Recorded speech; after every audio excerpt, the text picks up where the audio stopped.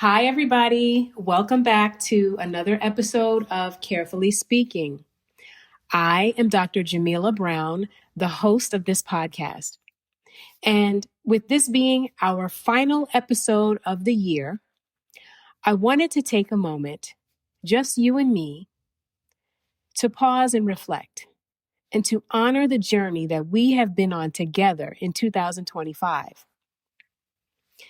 Whether you've been listening since the beginning or if you just found your way here today, no matter how you've arrived, I am truly grateful. At the start of this year, I had no idea how much would be shifting in my life, how much would be shifting in my profession, in my healing, and even in my voice work. Carefully Speaking was created from a desire to hold space for others without losing myself in the process. And this podcast was an offering of something real, something deeply rooted, and something restorative. And this year, it became so much more than what I could have ever imagined. So let's talk about it. So when I think back on the year 2025, this was a year of hard truths and deep growth, both personally and professionally. One of the things that I've learned is that healing doesn't always look calm and it doesn't always look loud. It looks very different for everyone. And no matter who you are or where you are in life, as humans in this lived experience, we are all healing from something, whether we want to admit it or not. And sometimes it looks like letting go of what no longer fits, right? It could be a job, it could be a relationship, it could be certain roles and responsibilities, or even versions of ourselves that we thought that we needed to hold on to.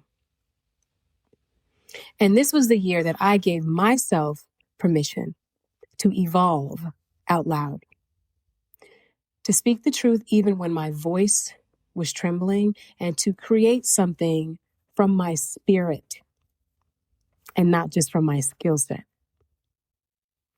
And it showed up, right? It showed up in this very podcast, in every conversation, in every episode, every reflection, and every moment of pause. I learned how personal and powerful it is to say, these things or this thing has hurt me, but I'm still willing to show up and I'm still willing to heal from it without shame. And I saw how many of you out there listening actually resonated with those same truths, right? So I want to talk with you next about what we have been creating together this year. This year, we didn't just talk, we built. We were building spaces to be honest. We were being careful with our truths, and we were saying the quiet parts out loud. And now I want to reflect on 6 powerful things that we created together on Carefully Speaking this year. And the first thing is we built a space that centers real life. Okay? So this was not about performative wellness. This was sacred, right? It was messy at times. It was emotional. It was unfinished business, but it was everyday healing. So whether you were listening while doing the dishes, on your daily commute, taking a walk, or just in a moment of stillness, you were a part of something that made healing more accessible and more human. Number 2, Another powerful thing that we created together on Carefully Speaking was we named hard things without shame. So we practiced talking about trauma, about separations, about family pathologies, about parenting and caregiving through pain. We talked about the grief of change. We even talked about the guilt of boundaries and our longing for rest. And we did it without needing to tie everything up with a neat little bow. We said, this hurts, and I'm still here. That is sacred work. Number 3, we made room for duality. Okay, so one of the themes that kept showing up this year was both and. So you can be both healing and still hurting. You can be both growing and still grieving. You can love your family and still say, that wasn't okay. We don't have to choose one side of the story over the other. We're allowed to live in duality and to hold the full spectrum of truth. Number 4, this year we also prioritized emotional safety over emotional performance. Okay, so we gave ourselves the permission to stop smiling, to stop people pleasing, and to do what's real. Okay? To stop showing up out of guilt, to stop pretending that being strong means being okay all the time, right? This year was about choosing our own peace over performance. And that choice, even when it's quiet, even when it's done in a silo, is radical. Number 5, this year on Carefully Speaking, we learned that boundaries are actually a love language to ourselves. So if I had to pick a word of the year, for me personally, it would be boundaries. And I'm not talking about being guarded, right? I'm not talking about putting our walls up. No, that's not boundaries, right? I'm talking about wisdom. Wisdom not to punish others, but to preserve ourselves. And boundaries have taught me that I do not have to over-explain. I do not have to defend. I do not have to apologize for what I need. I just have to trust that protecting my peace is an act of self-love. And then lastly, number 6, what we learned from Carefully Speaking this year is to challenge the myth that trauma equals strength. Okay? So you have probably heard this many, many times. What doesn't kill you makes you stronger. Now, I actually do not like that phrase at all. It has become very popularized in our culture.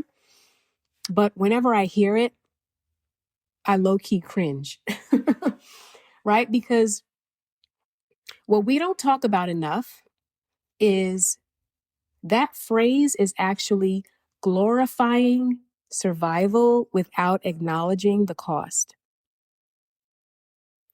The true statement is, if it didn't kill you, you were already strong, right? So you survived that thing, that circumstance, that person, that experience because of the strength that you already had, not because of the trauma that was gifted to you as strength.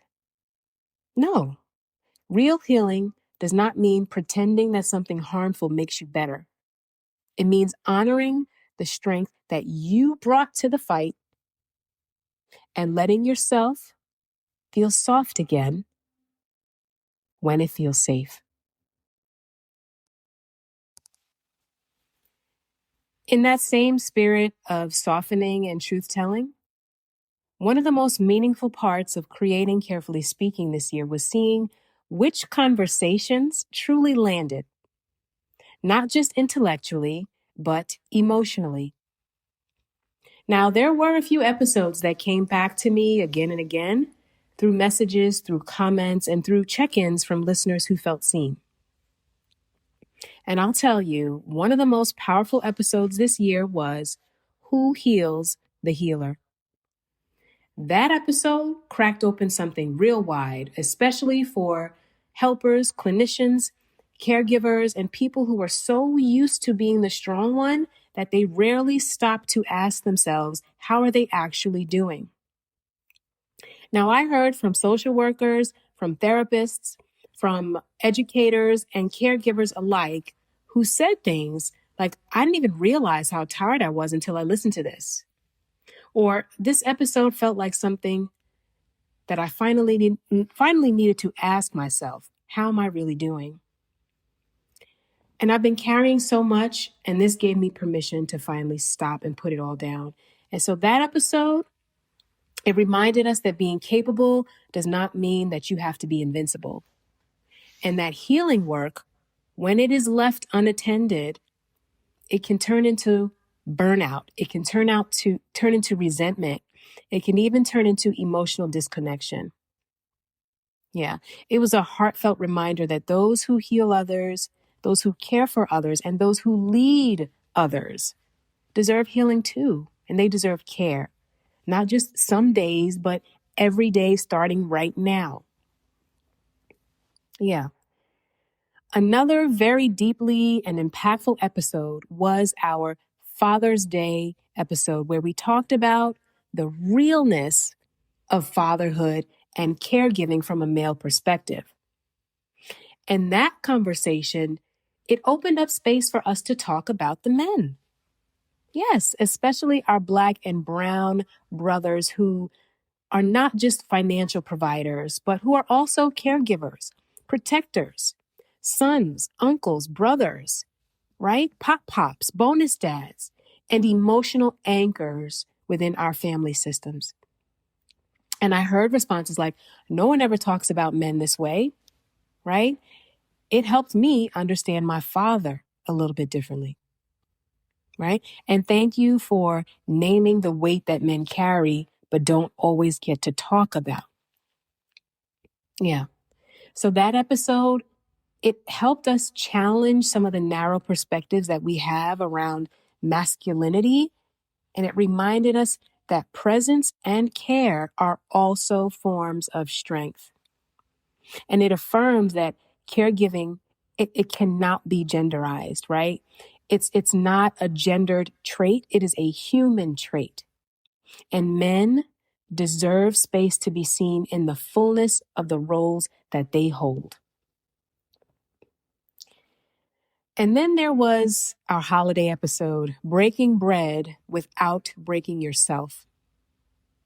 That episode, it struck a chord in a very real way. Because as the holidays were approaching, and we are still in the holiday season, right? So many people who are just like bracing themselves for family dynamics, for tension, for the pressure to show up and perform. And our listeners, they shared things with me like that episode put words to what I feel every single holiday. I finally felt less alone in choosing my own boundaries. And I listened to that episode before Thanksgiving and it helped me breathe, right? So our holiday episode, it helps normalize the complexities of some family relationships, especially in Black and brown families where food, traditions, culture, religion, right? even silence and survival are all deeply intertwined. And it reminded us that honoring family does not require self-abandonment, and that we are allowed to create new rituals that are rooted in our own safety, care, and truth. And so together, those 3 episodes and all episodes of 2025 revealed a very clear theme that ran through the entire year. And that is, healing is layered. Caregiving is complex. And rest, boundaries, truth telling, those are not luxuries. They are necessities. So now I want to shift into, what do we have to look forward to for next year? Well, next year, carefully speaking, is growing, not just in its content, but in clarity, in creativity, and in connection. So in 2026, you can expect more guest conversations, right? You've been hearing a lot from me, but next year we're inviting more voices into this space. I'm talking about therapists, artists, educators, healers, caregivers, and other storytellers, all people who are doing the transformative work in their communities and in their lives. And these won't be surface level chats. No, we are going deep. We're going deep into generational healing, into identity, rest, family systems, and personal truth. Next, we're going to be shifting to visual podcasting. Yes, we are going visual for 2026.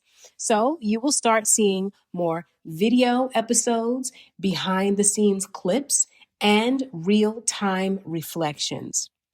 I want you to see this work, not just hear it, because part of my calling is to be fully visible. And that means making the podcast a more embodied experience. So whether you're listening on Spotify or going to be watching on YouTube, you will feel the same level of presence and intention. Next, we're looking forward to monthly episodes and newsletters. So we are going to be moving at a steady yet sustainable rhythm. One full-length episode each month, one reflective newsletter each month with tools, writing prompts, affirmations, guest insights, and updates. And this will help us deepen, not just grow, right? It gives you the space to integrate what you are hearing and put it into practice, giving you the space to create something with integrity. I'm also going to be opening the door for more speaking opportunities, right? More live storytelling, more wellness-centered workshops in 2026. So if you've ever wanted to bring carefully speaking into your space, now is the time. And also, this is about more than a podcast, right? This is about a legacy. This is a growing brand that is rooted in voice and wellness. So we're looking forward to voiceover work, audiobooks, healing resources, merchandise, and collaborative offerings. I want Carefully Speaking to feel like home. I want this to be a digital sanctuary for anyone who is doing the hard work, the holy, sacred work of healing out loud. So, if you have been holding your breath all year, I want 2026 to be the year that you exhale. We are doing this carefully. We are doing this truthfully, and we are doing this together. All right, folks. So as we close out another episode and another year, I just want to say thank you. Thank you for letting me speak vulnerably and honestly. Thank you for choosing to be in this space with me. And thank you for choosing your own healing, even when it's hard.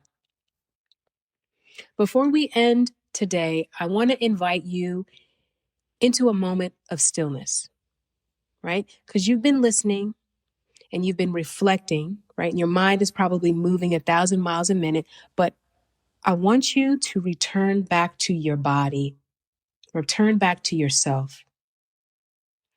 So wherever you are, if it's safe to do so, place one hand on your heart and the other on your belly. Let's breathe together, slowly and intentionally, using a technique called box breathing, also known as 4-square breathing.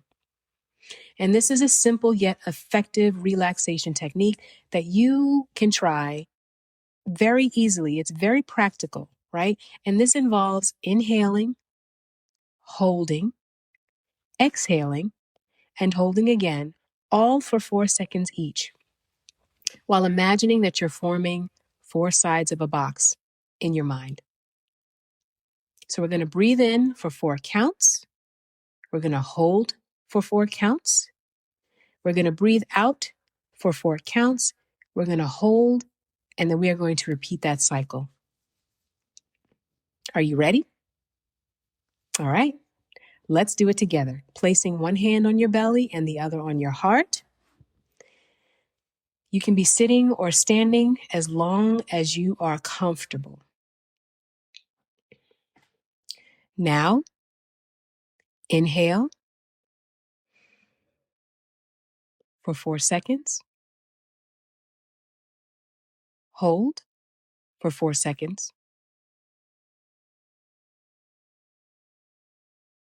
Now, exhale.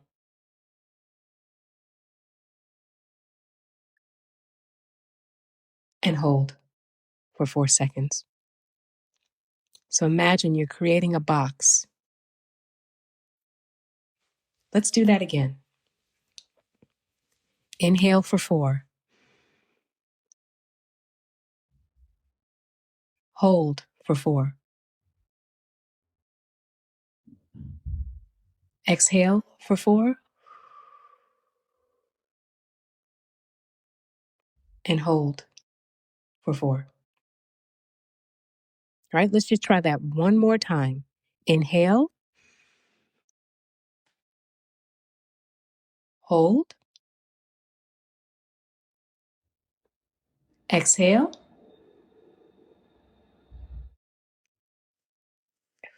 and hold. Now, let your breath return to its natural rhythm. So as we wrap up the year 2025, I want to remind you, you do not have to carry it all. You do not have to perform your healing. And you don't have to be everything to everyone. You're allowed to breathe. You're allowed to rest, and you are allowed to begin again. So I thank you for being part of this community. Thank you for listening. Thank you for reflecting. Thank you for growing. And thank you for speaking carefully. In 2026, we are stepping in to deeper truth. We're stepping into greater visibility, and we are stepping into softer strength. So let's walk into 2026 with clarity and courage together. Until then, take care of your heart and keep speaking carefully and truthfully. I'll be seeing all of you in the new year. Bye now.